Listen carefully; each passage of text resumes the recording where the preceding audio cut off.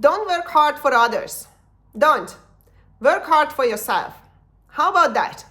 How about if we discuss this topic today, because I want to actually help you individuals who have this mindset, because you have fallen for the narrative from social media. I see the videos, I see the comments, I see the posts. Don't die for the company. Don't work really hard. Don't work hard for them. Don't give them anything. Okay, that's all well and great. First of all, nobody asks you to die for any company. Nobody. Literally nobody. Second of all, you are not working hard for others. And if you want to succeed, yes, you need to give them something more than the job itself. You have to show that you are there. You want to show up for work. You want to produce. You want to show that you want to grow. You are interested. You are curious. You are ready to take on more complex roles and tasks and responsibilities, because this is what takes people forward at work.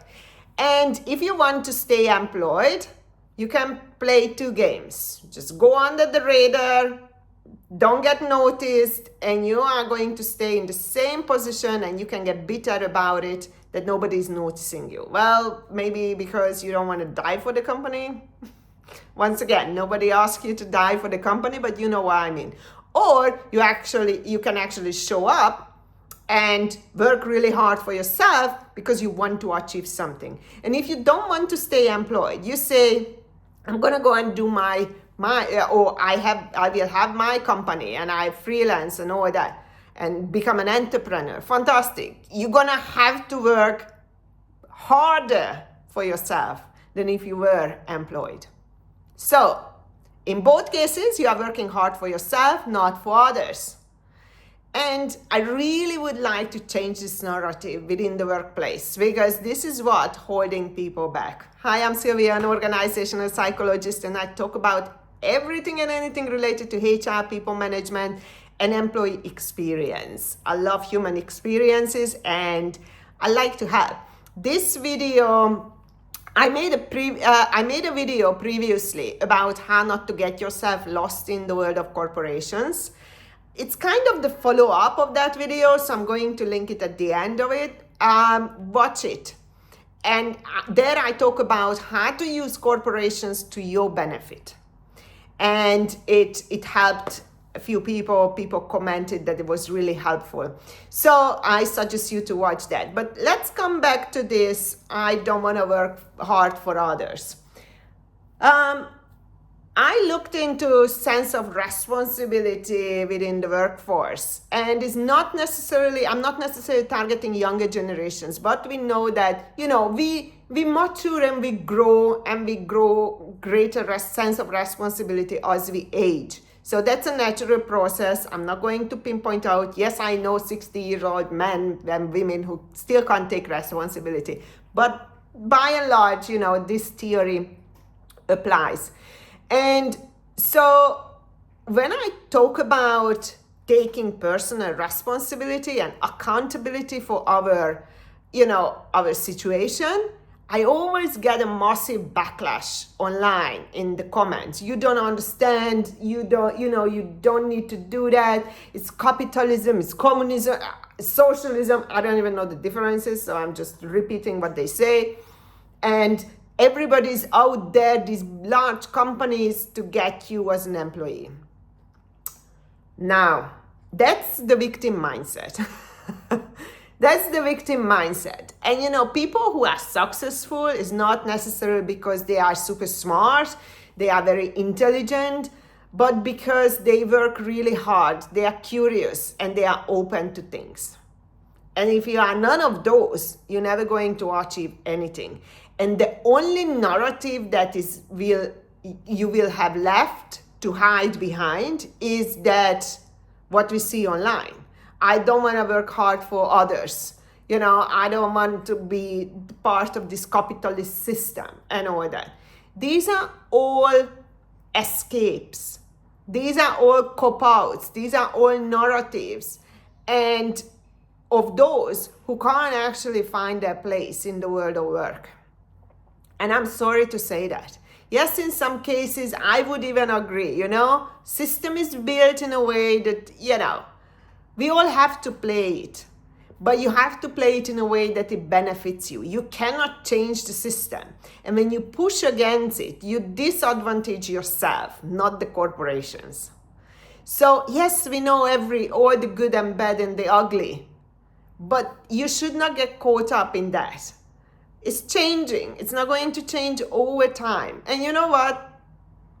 Even if it doesn't, your grandmother survived, your grandfather, your mother, your father, you will be okay too. Make money. Decide what you want to do with your life. Because, the approach, and we have seen that in the past 15, 20 years probably, right, with immigration, that people say, migrants are coming here taking my job. Well, if you were to do that job, nobody could take that away from you.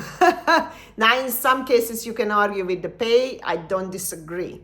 But it's the same thing when you say, I'm not going to kill myself for the company. Well, there are 8 billion people plus on this planet. And there will be billions who are willing to kill themselves for their company, because they want to achieve something. So once again, if you don't get into the race, you will be left behind. And all you can do is complain and moan about how unfair the system is. It's your choice. It's really your choice what you want. And when I put these responsibilities back on people, they get, first of all, shocked. And second, they fight back. And you can fight as much as you want. It's still reality. It's still reality. What you make of things is up to you. But don't disadvantage yourself by buying into these narratives that sound really good to the soul and in theory maybe I even agree. But that's not reality. We need to separate reality from the ideal and the theory and don't allow ourselves to be influenced by others and the consequences of that influence will be negative on us. How can we go down that route?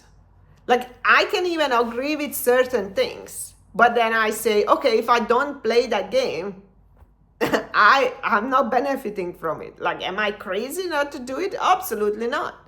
So find your way around.